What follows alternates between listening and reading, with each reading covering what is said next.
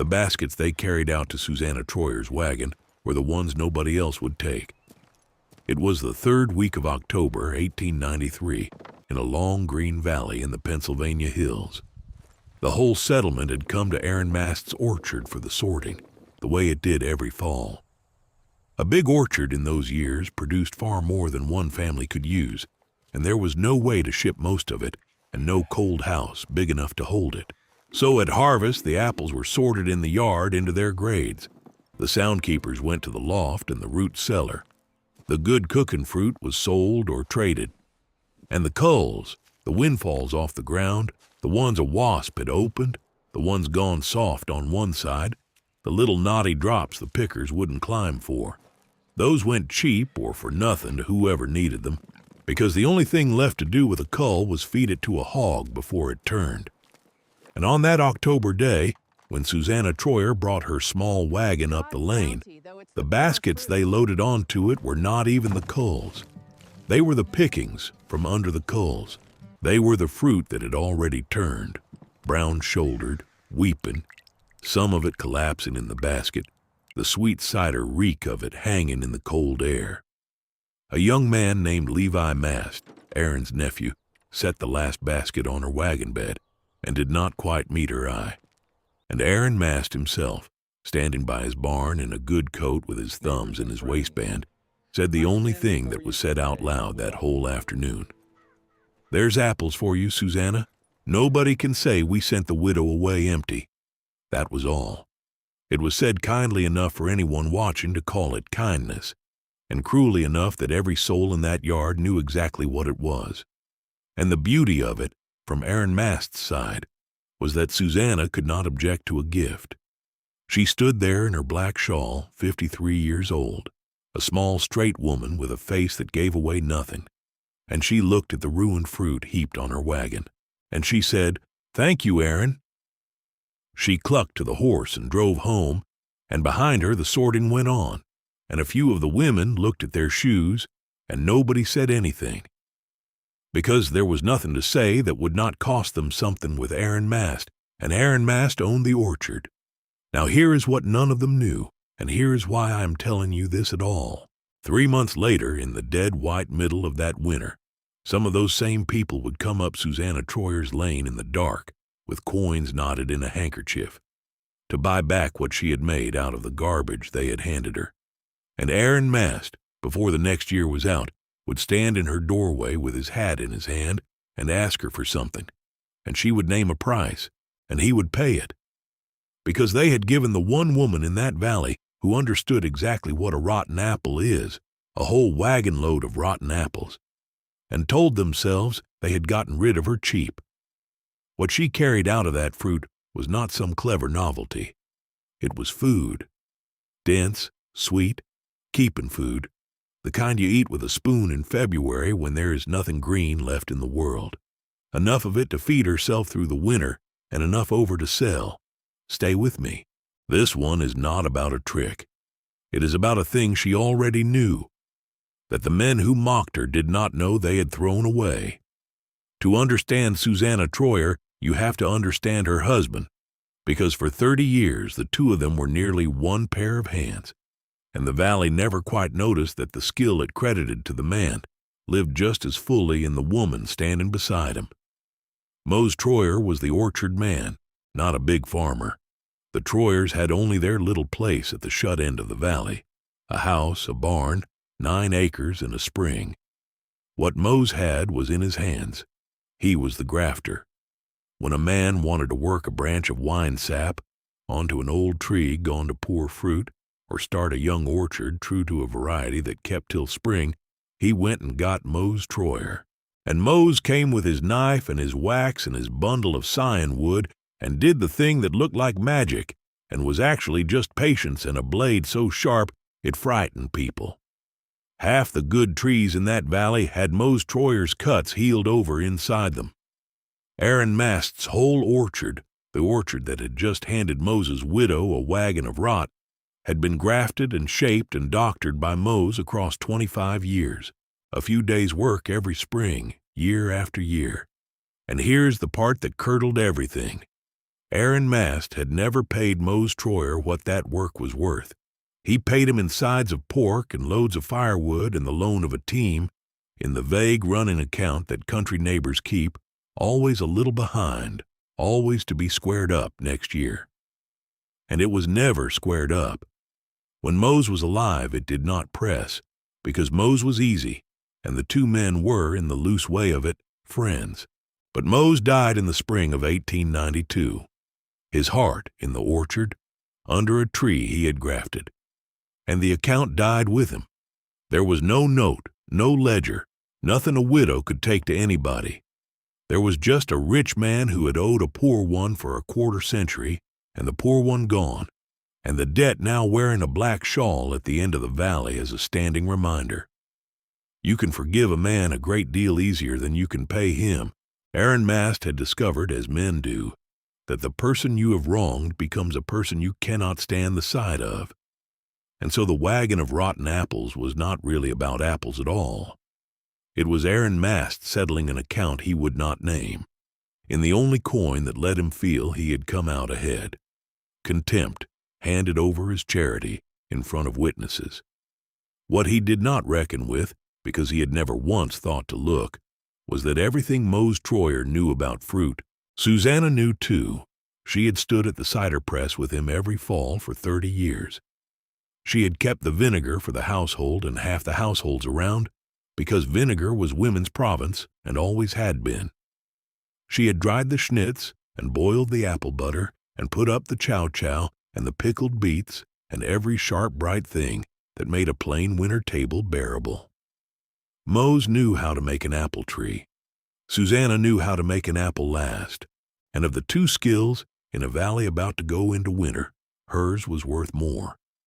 Only nobody had priced it, because it had always just been what Mose Troyer's wife did in her kitchen, invisible as breathing. So she drove her wagon of rot home, and she did not weep over it, and she did not drive it around back to the hog pen. She unloaded every basket into the cool of her cellar and the shade of her porch, and the next morning, before light, she put on her apron and she began to sort. And this is where you have to throw out the word rotten, because that word was the whole of the valley's understanding, and it is almost useless. To Aaron Mast and the men in that yard, a rotten apple was one thing. Trash, a single category, waste. To Susanna Troyer's eyes and nose and thumbs, that wagon load was not one thing. It was 6 or 7 different things, and telling them apart was the entire art.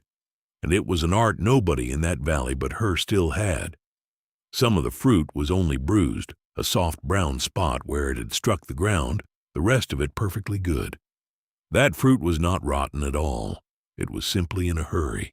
It would be schnitz by nightfall, peeled and cored and cut in rings and strung on thread to dry over the stove, or it would be the first kettle of apple butter, because a bruise cooks away to nothing. Some of it had split, and in the split the flesh had gone golden and winey, and smelled of the beginning of cider, and that fruit was not spoiling, it was fermenting, which is a different thing entirely, and to a vinegar maker it is not a defect but a gift, because the work had already begun on its own. And some of it, she was ruthless about this, and the ruthlessness was the skill. Some of it was truly gone, not fermenting, rotting. The soft, watery brown rot that spreads in rings, the blue-green fur of a true mold, the stink under the sweetness that is not cider but decay. That fruit she cut away without a second thought, sometimes saving 3/4 of an apple and damning the rest. Her knife moving the way a surgeon's moves, keeping what was sound, dropping what was dead. The men had seen a wagon of garbage because they saw one thing. She saw a wagon that was part orchard, part winery, and part poison, all mixed together. And the whole of her craft was in knowing instantly which was which. That is a thing you cannot fake or rush or learn in a season. And it was walking round that valley inside a woman they had decided was a charity case. What she did with each grade is worth understanding, because it is how a heap of fruit that would have been gone in a week became a cellar full of food that would still be good in the spring. Those two, the schnitz and the apple butter, were the food, plainly and simply. That was what would sit in the crock and the sack and be eaten, spoonful and handful, straight through the winter. A woman could live on apple butter and schnitz and cornmeal and not much else, and people had. Everything sound enough to dry, she dried. Everything soft enough to cook, she cooked.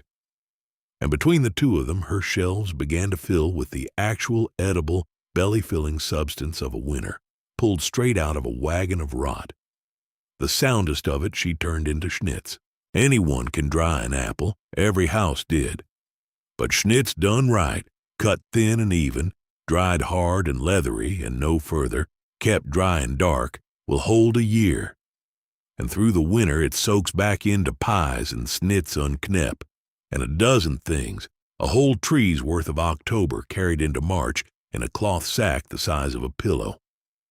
She dried pounds of it, strung on thread in the warm air over her range, the house filling with that smell. The next grade she cooked, apple butter, is one of the old miracles, and the Pennsylvania people made a festival of it.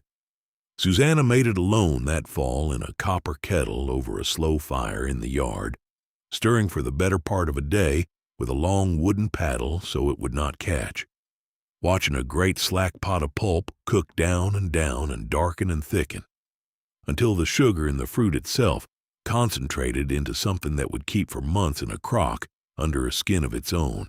No waste, spread on winter bread when there was nothing else sweet in the world. What she started with was fruit too far gone to store and not far gone to cook. What she ended with was mahogany dark and glossy and would outlast the snow. And then the last grade, the split, whiny, half-fermented drops that any tidy housewife would have flinched from. That grade went to a different purpose. And here is where you have to understand something that trips people up. What she made from it, she could not eat. Not by itself, not by the spoon. But without it, half of everything else in that cellar would have been slime by Christmas. So let me take it slowly, because almost nobody now understands what she was doing, and it is the quiet engine under the whole winter. An apple is mostly water and sugar. Crush it, and you have sweet juice. Cider. Leave that cider alone in a barrel, and it does not stay sweet, because the skins of the apples and the very air of an autumn orchard are thick with wild yeasts, and yeast eats sugar and breathes out a little warmth and alcohol. In a week or two, the sweet cider goes dry and sharp and hard. That is the first change, sugar into spirit, and it happens whether a person helps it or not.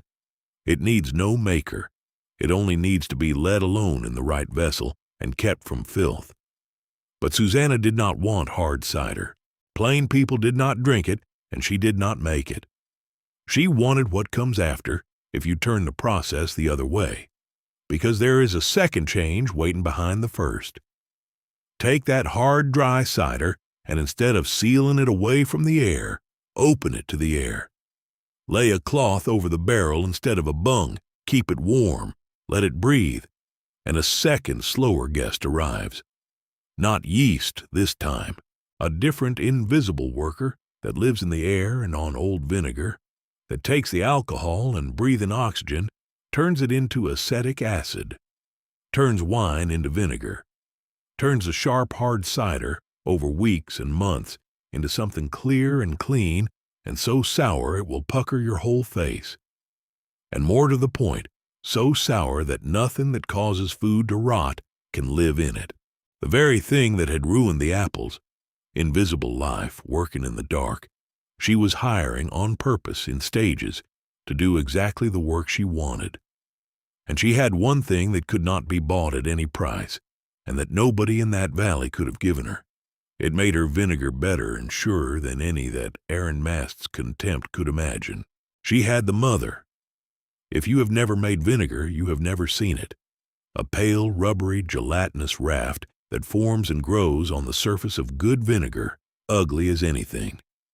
A slick, living disk that people who don't know throw out in disgust. That is the mother.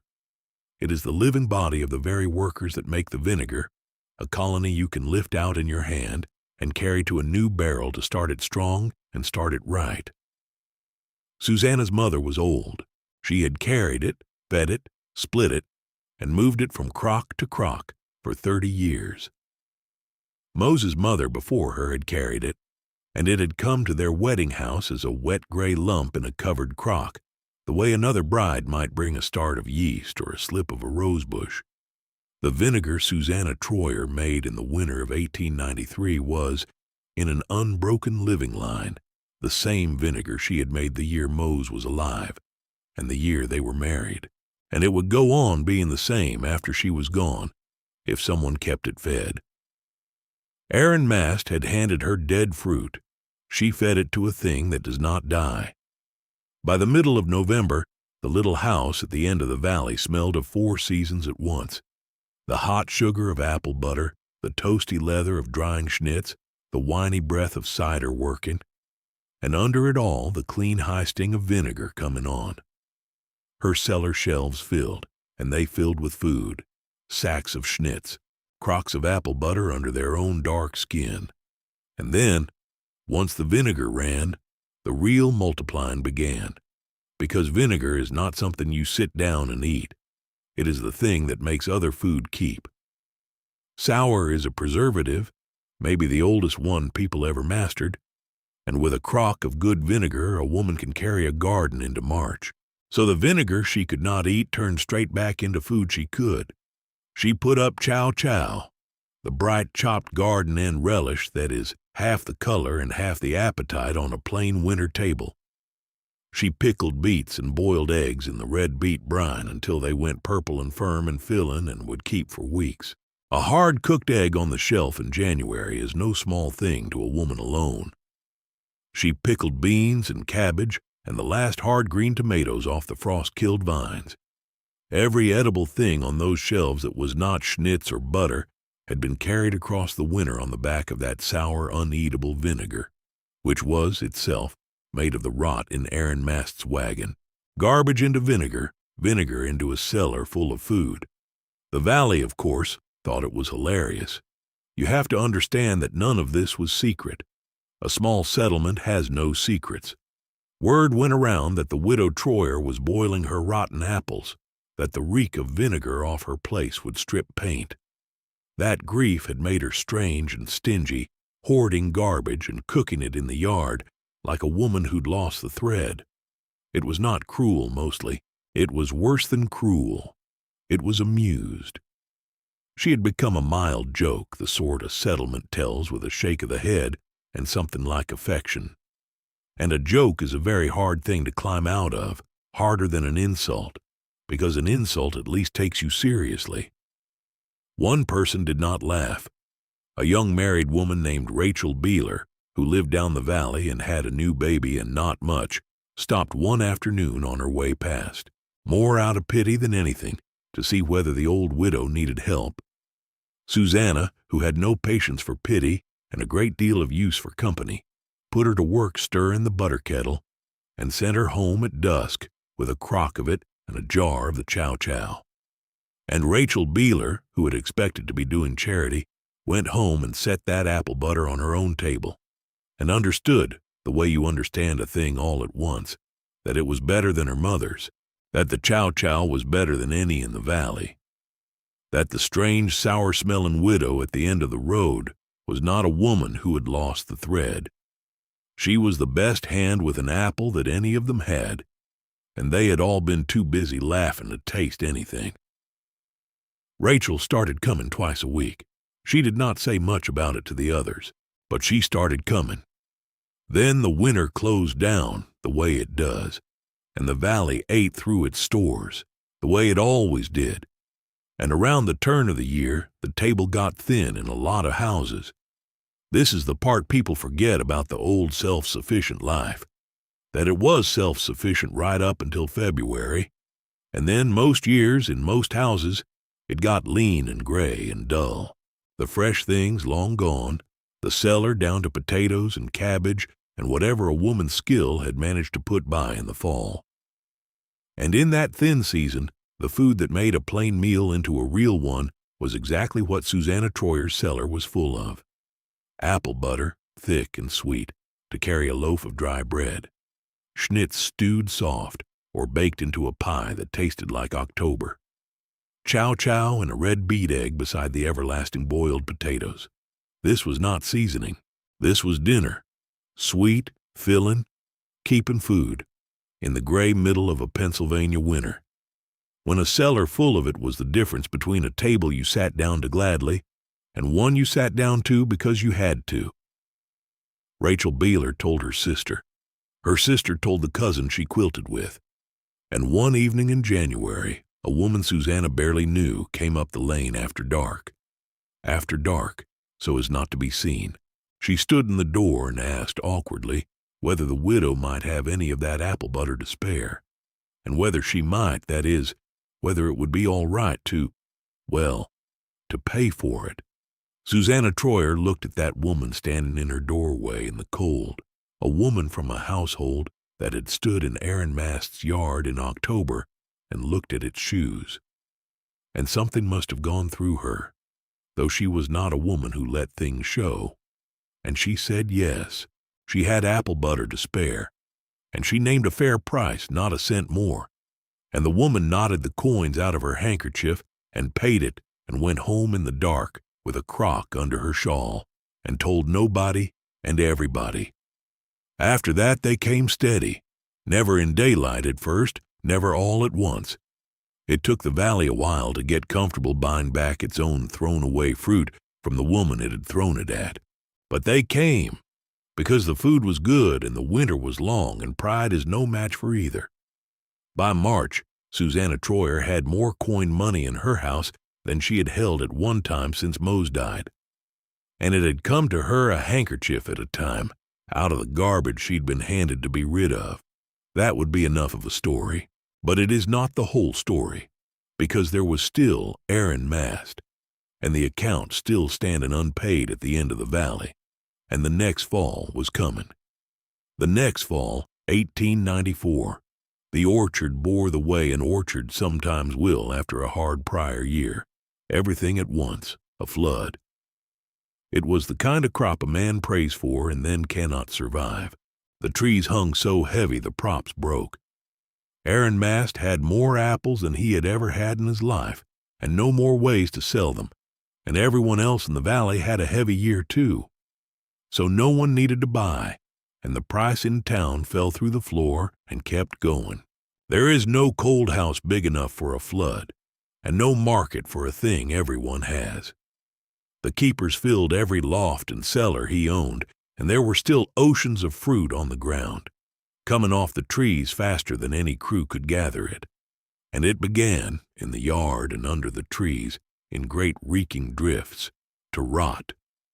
And here was Aaron Mast, the man who had defined a rotten apple as garbage, standing in the richest harvest of his life, drowning in it. The wasps came in clouds. The smell reached the road. Fruit he could not give away softened and browned and collapsed into the mud. Wealth turned into filth in front of him faster than he could cart it to the hogs, and the hogs could not eat 1/100th of it. He had spent his life measuring worth in soundness, and now soundness was everywhere and worthless, and the only thing that could have turned that catastrophe of rotting sugar into anything that lasted, anything with value, anything a person could still eat, come winter. It was the exact skill he had thrown out of his yard the autumn before, wrapped in an insult to be rid of a debt. There was one person in that valley who could take a flood of spoiling apples and turn it into food and vinegar and money that would keep for years. Everyone knew who. He knew who. I would like to tell you Aaron Mast had a change of heart. He did not.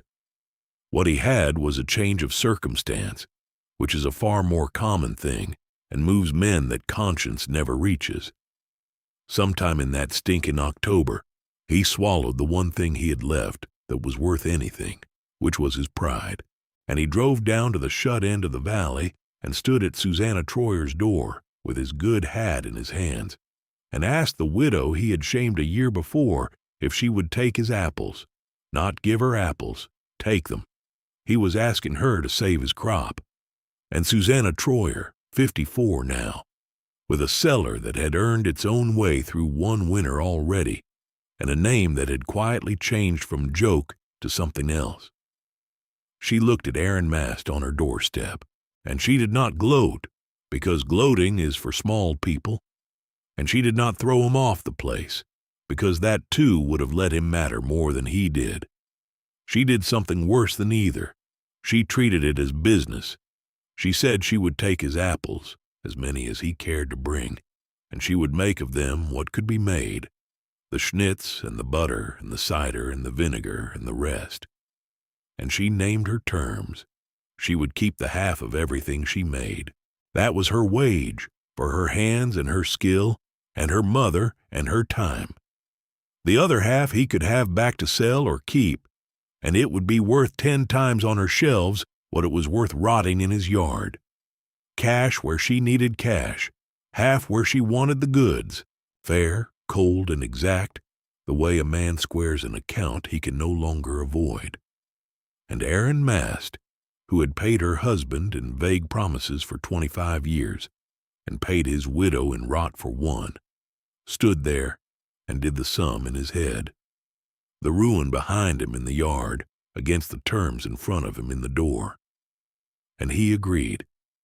He paid her in the end more than he had ever paid Mose, because this time there was no friendship to hide the price behind, and no next year to push it into, and because this time the person across the account knew to the penny what the work was worth and would not be talked below it. He squared the debt at last, not because he had come to see it, but because the woman he had wronged had made herself, out of garbage and patience and a thing that would not die, into someone he could not go around. That is where the valley likes to end it, and I understand why.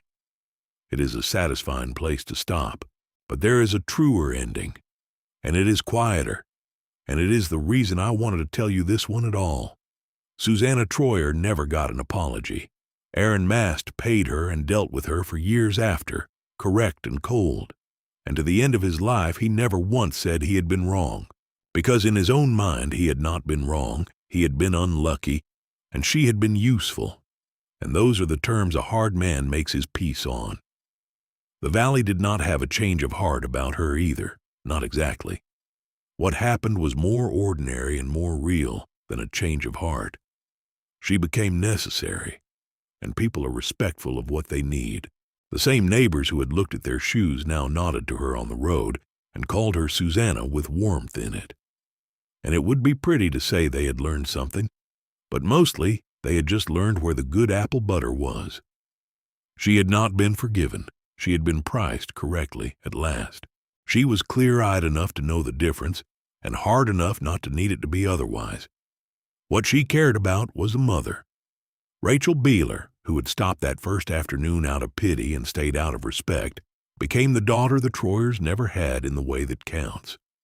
Over those winters Susanna taught her everything, not the recipes which anyone can copy, but the thing under the recipes, the reading of the fruit, the knowing by nose and thumb which apple is bruised and which is whiny and which is dead. The ruthlessness and the patience, the whole invisible craft that Aaron Mast had mistaken for garbage because he could not see it.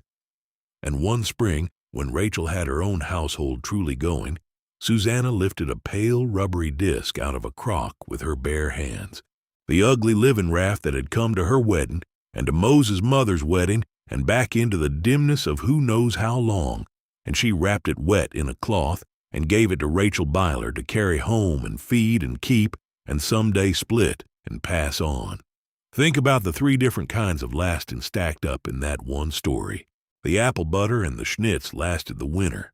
That was the food, and the food was the point, and it kept her alive and fed and out of anyone's charity from October to spring. The vinegar lasted years in the crock and made all the other keep impossible. But the mother, the living thing, the working colony, the craft made flesh, that does not last a winter or a few years. That lasts as long as someone keeps handing it on. Aaron Mast had given Susanna Troyer a wagon of dead fruit to insult her, and he never grasped, not on his best day, that he had handed it to the one person alive who could turn it into a full winter's food, and past that, feed the leavings to something that never has to die at all if you tend it. He measured everything by whether it would keep. The thing that fed her, he sneered at, the thing that will keep longest of all, he never even saw. Susanna Troyer ate through that winter on apples that should not have lasted a week, dried them and cooked them and soured them into a cellar of real food, and had enough over to sell it back to the valley that had thrown it away. That is the part that fits on a card, and it is true, and it is what the title of a story like this promises, food that lasted months. But the deeper trade was quieter. They gave her death and called it charity. She ate what could be eaten, kept what could be kept, and fed the rest to something living, and then handed the living thing forward, so that 100 years on there might still be, in some plain kitchen in some green valley, a crock with a pale gray raft in it, sour and clean and quietly immortal. Descended without a break from the winter, a rich man tried to be rid of a poor man's widow, and gave her, without ever once knowing it, the seed of the only kind of wealth he never managed to hold. If this one stayed with you, I'd like to hear it. And I'd like to know what small thing in your own family has been handed down, fed, and kept alive longer than anyone can quite account for. There is more where this came from.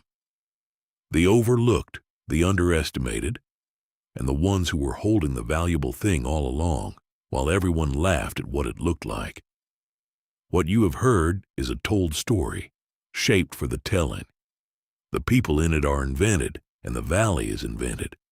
The orchards, the debt that dies with a handshake, the winter that turns a cellar thin, the drying and the cooking that turns spoiling fruit into food that outlasts the snow, and the slow chemistry that turns the rest into vinegar to keep all the other food beside it, those are as real as the ground.